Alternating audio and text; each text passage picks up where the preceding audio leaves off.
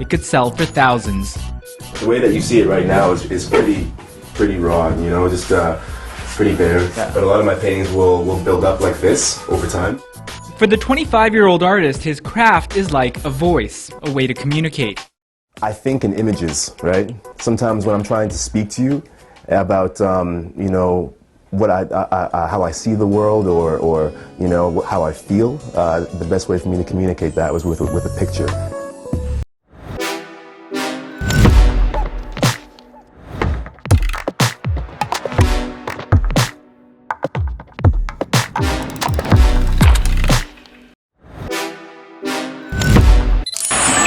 gcamwil. I'm here today at the Sheraton Guildford Hotel, and I've been invited by my childhood art school, Arts Umbrella, to give a little talk. Let's go.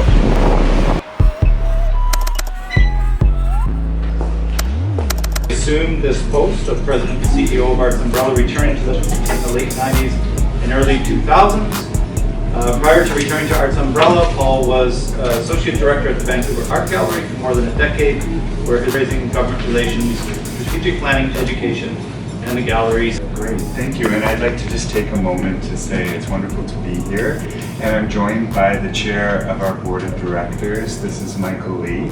And together we'll be introducing this amazing panel of Arts Umbrella graduates. Sally Hart, Nikki Peck, Garett Campbell-Wilson, and Paul Manistasa. What we're going to talk about is, you know, about the continuum of the investment that is made with young people, with children and youth. And in our discussion, we're focusing on youth engagement in the arts, but looking to that creative economy and how the arts can play a major role in our communities. And Garett is a visual artist and entrepreneur, born in Vancouver. Following his experiences at Arts Umbrella in our visual arts program, his formal training was at the Art Institute of Boston at Lesley University. You're currently running your own branding and marketing agency, but still in the studio working every day as a visual artist. A recurring theme in your work, Garett, it revolves around diverse perceptions, and he creates conversation pieces where viewers enter into the dialogue, sharing multiple perspectives.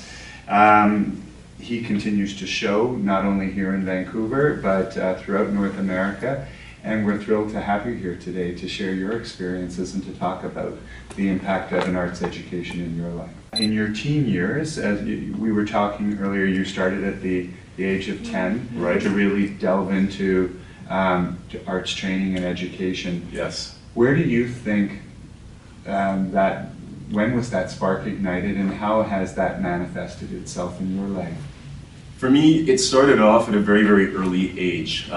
That's being interested in art. It started off from the age of 5, and since that time, creativity and an entrepreneurial spirit was always in our household.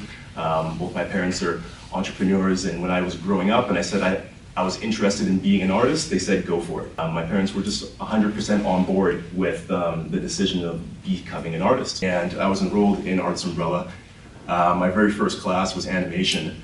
The reason for that was because I would create these sketchbooks with flip drawings and at the same time draw on top of all my piano notes. So they took me out of piano and they put me into Arts Umbrella.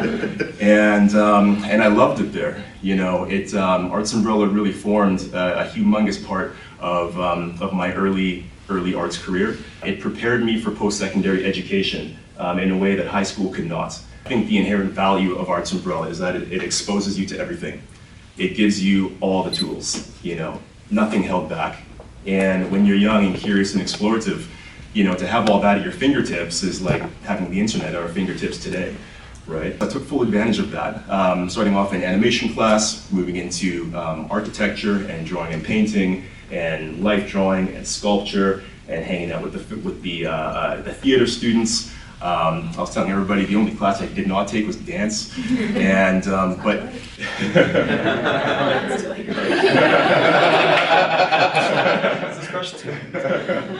What became of all that was I earned a $18,000 scholarship to attend art school in the U.S. Attending art school in the U.S. was my dream since very, very early. Arts Umbrella helped me to achieve that.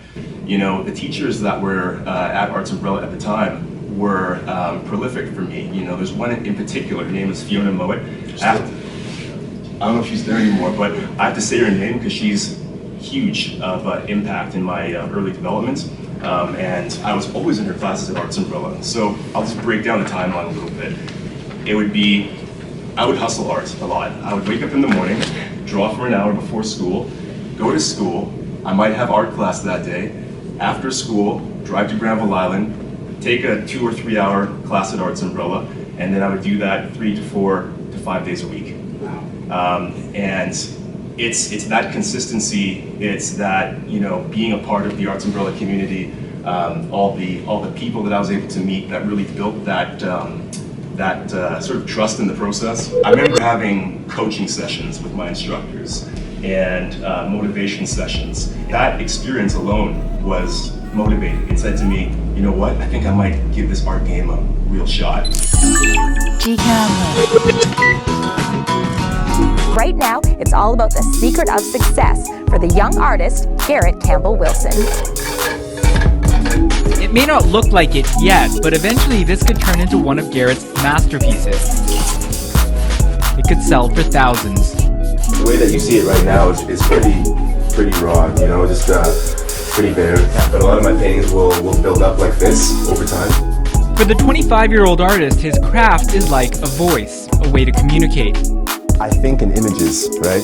Sometimes when I'm trying to speak to you about, you know, what how I see the world, or you know, how I feel, the best way for me to communicate that was with a picture. Much of what he says is on causes close to his heart. Creating art, I love people to